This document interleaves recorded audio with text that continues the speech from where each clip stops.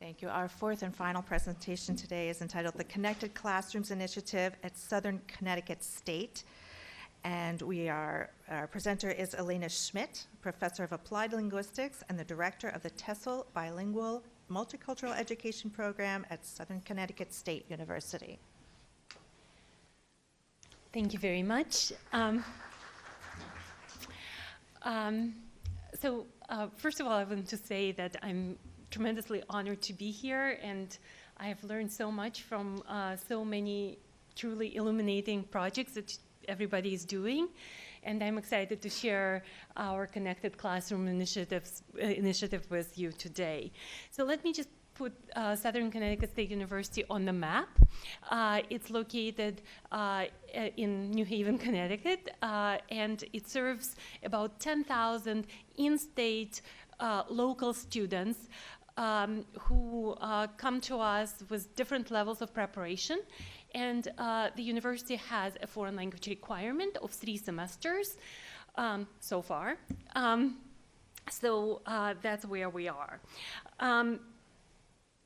The initial impetus for our Connected Classrooms initiative was the need to find a way to continue teaching all our 11 different languages that range from mainstream languages to less frequently taught languages, but even languages like French, Italian, and German really suffer in the amount of enrollments they have at the upper levels. So the deans constantly tell us that, well, we can't offer classes with 2 or 3 students, even with 5 or 6 students. We need to have a minimum of 10 students in the classroom.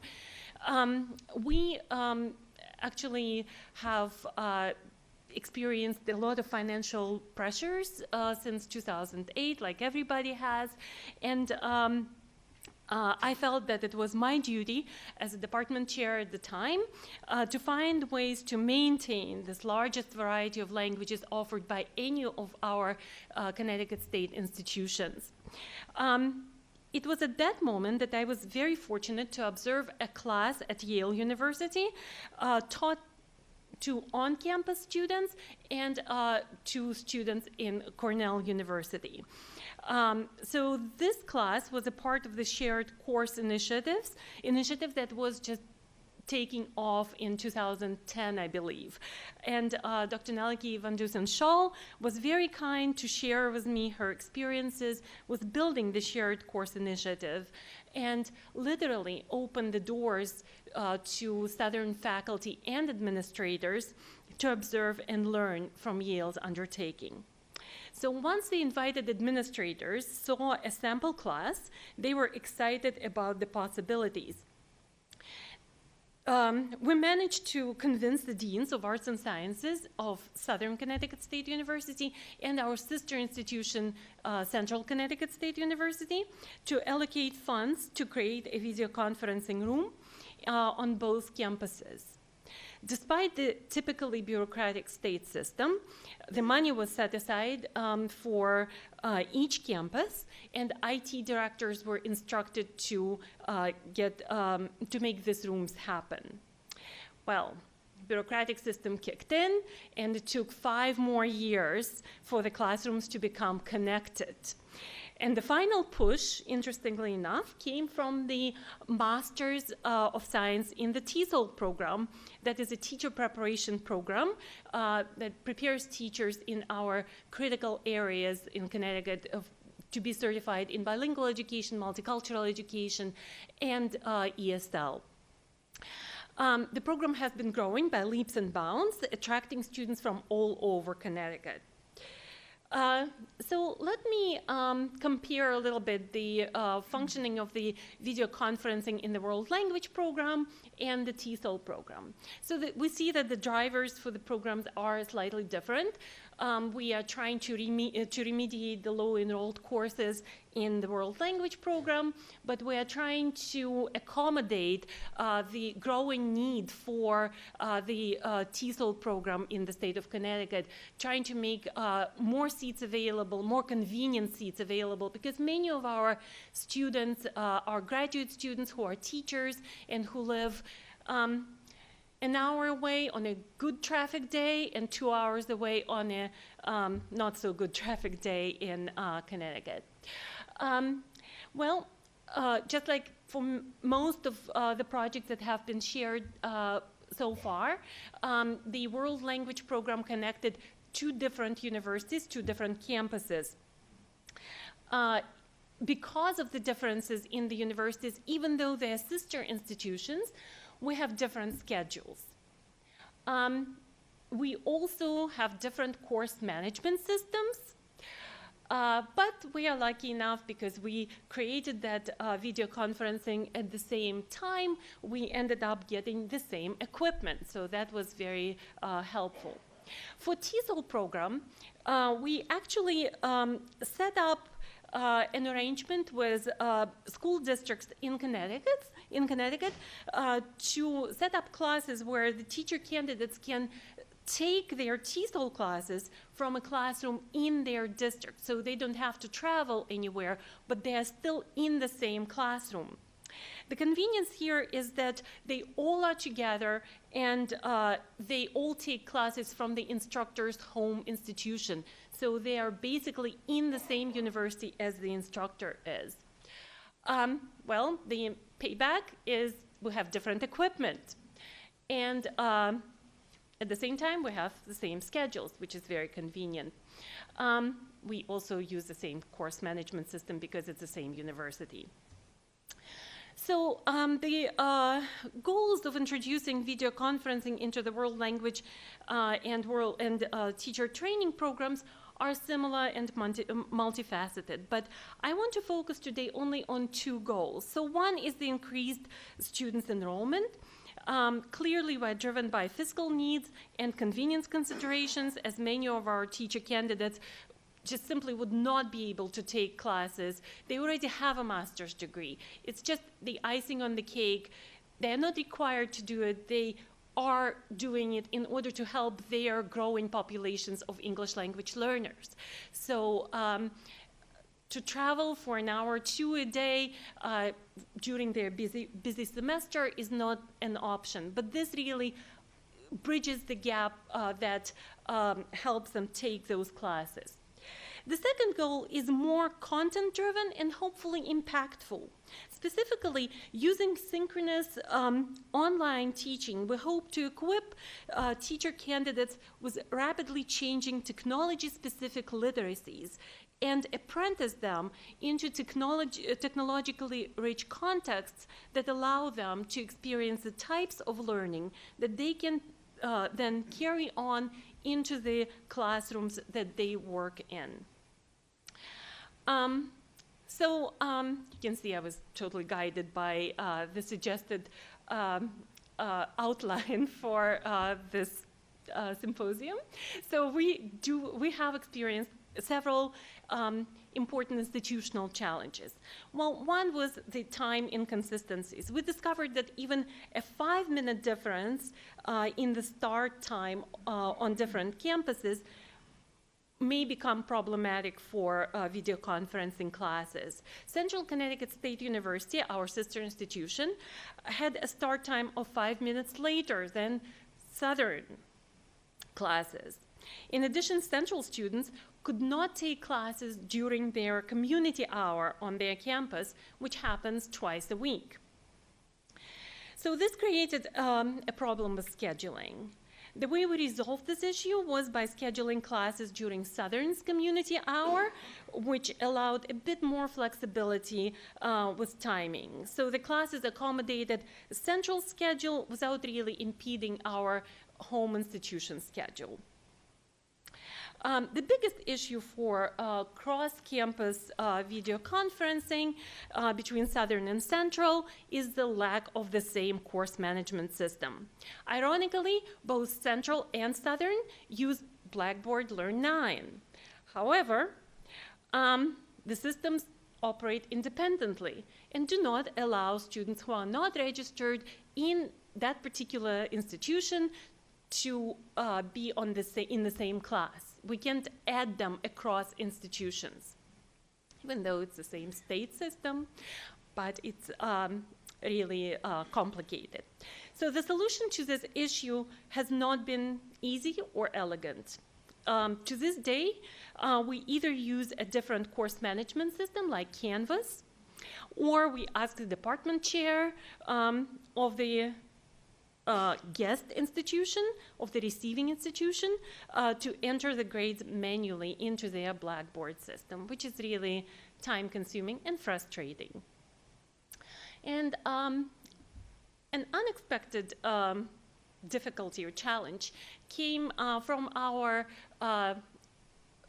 K-12 partner in the lack of the interactive screen.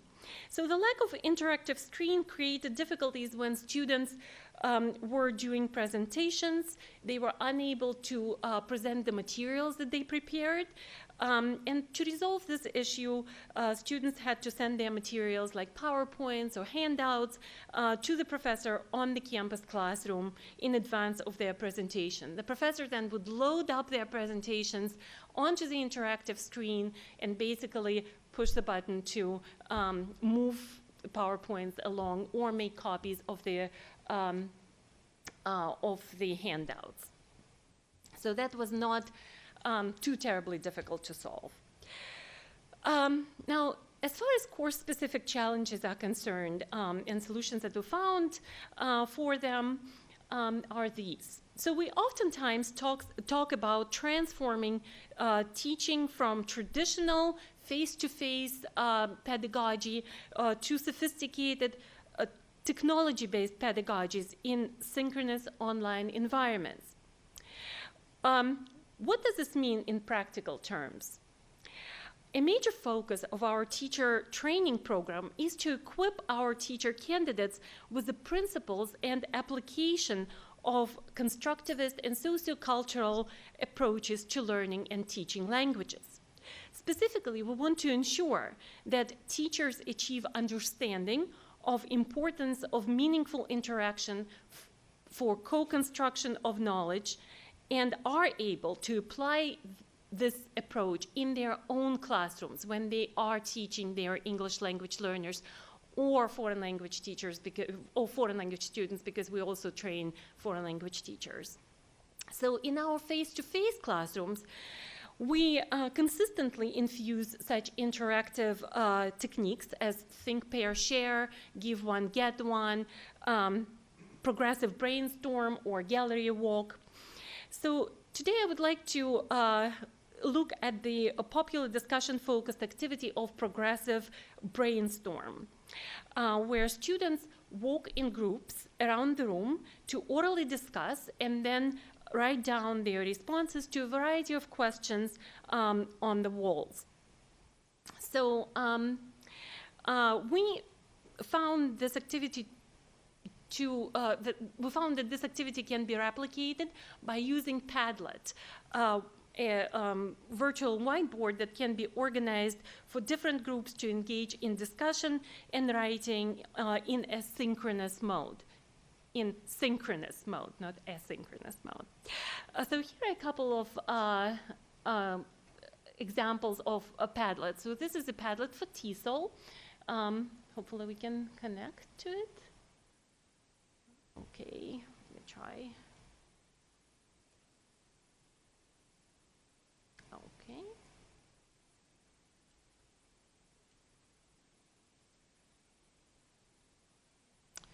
One more. Here we go. So in this particular Padlet, the students had to discuss questions and share their responses. So Group 1 had the question, what factors may affect students' behavior? And this is what they wrote in their response.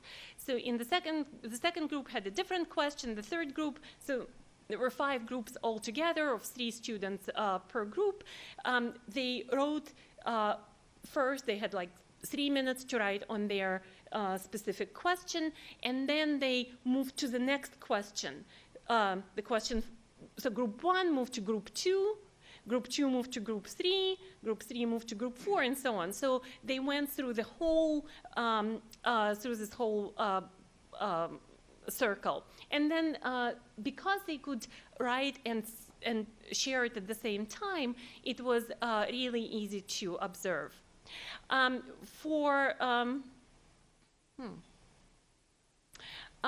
The next Padlet is an example for world languages. And here you can see that students had to watch videos, the fashion show in Russia and fashion show in Paris, and then they had to answer questions based on the videos that they watched. I suspect that I don't have much time left, so I'm going to move to the next issue, next challenge that we faced. I wasn't sure that we had access here. So, okay. So, in both world language classes and in TESOL methods classes, students often have to manipulate a physical realia. For example, in demonstrating the use of total physical response in a biology lab, in a video conferencing environment, one of our teacher candidates discovered that providing equivalent objects or artifacts used in the on-ground classroom to the participants in the distant classroom was problematic. In a traditional TPR demonstration, the actual lab equipment would be available for demonstrating of touching, pouring, filling, and mixing. But the lack of availability of these tangible artifacts across video conferencing campuses presented limitation to TPR. So similar things occur in the world language classes. So what have we learned? We have learned that connected classrooms can be as versatile as on-ground face-to-face classrooms. Depending on the instructor's philosophy and style of teaching, students can be provided with multiple opportunities to interact in small groups or as a whole class. There is room for lectures, individual work, virtual walks around the classroom, peer support and feedback, content-based and culturally grounded use of language, teaching demonstrations, discussions, debates, and so on. So in the next slide, we will see the characteristics of the face-to-face classroom and compare them to video conference classroom. And face-to-face characteristics were taken from the University of Washington. So engaging learning, collaborative environment, opportunities for negotiation of meaning, availability of oral and written modalities, real-time communication, student access and support, faculty experience, are all positive features of face-to-face classroom. However, face-to-face classrooms can be extremely large. Scheduling is also a problem because not everybody can come to those classes. And there are technical problems in face-to-face classrooms. Right? We all experience those. Okay, so for video conferencing, we encounter very similar features. Gauging learning. We can observe how students are involved. Do we have comprehension? We can interact with students and motivate them in real time. Collaborative environment. Opportunities for negotiation of meaning are the same. Availability of oral and written modalities. Real-time communication, but students with disabilities might not have the same support off campus as they do on campus. That's particularly true of our classrooms in the school districts. Faculty experience, as many of you mentioned, is very difficult. We have faculty who are resistant to learning and modifying their lessons to accommodate video conferencing. But we don't have large classroom challenge because our classrooms are limited to 12 students. And scheduling can be a problem, as I mentioned that. Frankly, I have encountered fewer technical problems in my video conferencing classrooms than in my mainstream classrooms because IT support has been a little more intensive there. And one of the things that I found also is that there are very few opportunities for informal or private communication between the students or with the instructor. And that creates sometimes an issue. And the final lesson that I want to share with you is that unlike other models of online teaching and learning, which are often viewed from the subtractive perspective, video conferencing can be characterized from the additive perspective. For example, in blended or strictly online courses, students often experience some deficit in the amount of face-to-face interactive activities, synchronous presence of the instructor, and so on. With video conferencing, all the attributes of the face-to-face structures are basically present, but in addition, teacher candidates in our virtual classrooms are exposed to and actively use current pedagogical techniques and technologies for learning. In other words, they are apprenticed into the professional community of practice, which trains them to infuse technological tools and collaborative pedagogical tasks into their own classrooms. So learning to use technology is an additive piece of a collaborative classroom, as it happens not at the expense of, but rather in addition to a broad spectrum of traditional classroom activities. And I thank you.